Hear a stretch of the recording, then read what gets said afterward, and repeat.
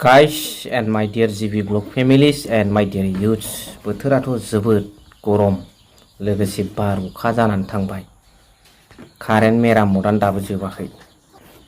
बयनिथिंबो बिफां लाइफां बायदिसिना थिं न' उरायनाय दा बेफोरनि थाखाय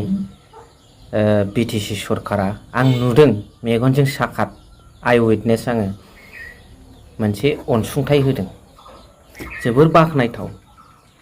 जेब्ला प्रमद बर'नि बेजों बे लाइनजोंनो आं खोथाखौ बुंगोन जेब्ला प्रमद बर'आ BTC खौ सालायदोंमोन बिटिआरमोन बिसिना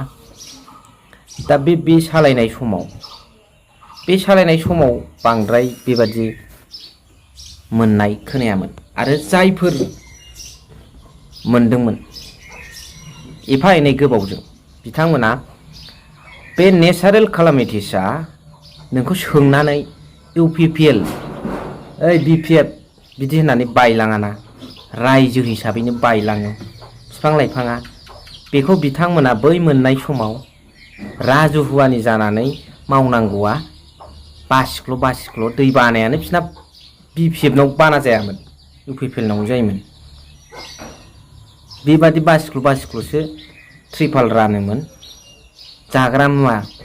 केन्डेल लाइट ममबाथि रानोमोन बिथांमोना थिंबाबो दा बेफोरबादि अयनाय पार्टिशनखौ बिथांमोनानो लाबोग्रोदों। दिनै नायदो जादों नालाय जादों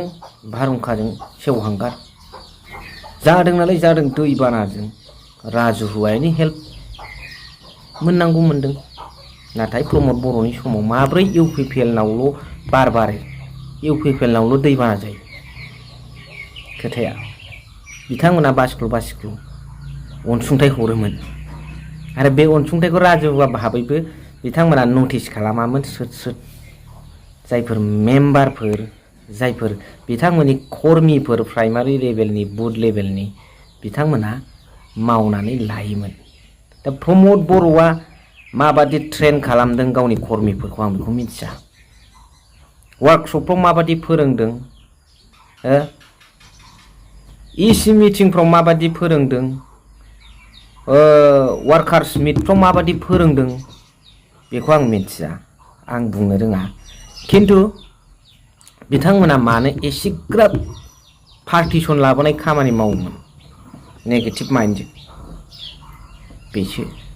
बरंस अरुणोदयखौनो मानाव गेदेर गियानि गुनिसिन लिटारेचारनि सुबुं गेदेमा उरखावगोरा ब्रह्म सारा होनबावदोंसो बे अरुणोदयखौ UPPLआल' मोननांगौ होननानै मोनसे आसनि बियो अरुणोदय टु होल এটা आसनि रायजोर आसनि এইটো অকল UPPL কারণে নহয় তথা অকল BPF কারণে নহয় এইটো রাইজ সকলৰ কারণে आसनि যদি আহিছে এইটো বিতৰণ কৰাৰ ক্ষেত্ৰত বাদাবাদি কৰিব নালাগে বাছনি কৰিব নালাগে হেই আমক আপুনি BPFৰ কৰ্মী বা আপুনি BPFৰ সমৰ্থক আপোনালোকে নাপায় সেইফালে যাওক আহক আপুনি UPPLৰ কৰ্মী আহক এইবিলাক পাৰ্টিশনটো আনিব নালাগে সন্মানীয় উৰখাওগোৰা ব্ৰহ্ম ছাৰে সেই কথাটো এটা মিটিঙত দাঙি ধৰিছিল এইটো মনত আছে মই दा बेनो नोंथांमोना मा सानो